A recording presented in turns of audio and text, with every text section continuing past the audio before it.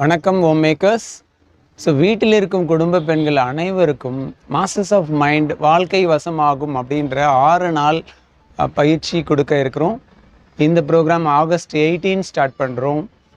இதில் நம்ம வீட்டில் இருக்கிற அத்தனை விஷயங்களையும் மண்டையில் நம்ம டென்ஷனை வச்சுக்காமல் சில இன்னர் டியூனிங் எக்ஸசைஸை ரொம்ப கிளியராக ப்ராக்டிஸ் பண்ணுறது மூலமாக சுற்றி இருக்க சூழ்நிலையை உங்கள் வசம் எப்படி டேர்ன் அரவுண்ட் பண்ணுறது, இதுதான் இந்த பயிற்சியோட கான்செப்ட்.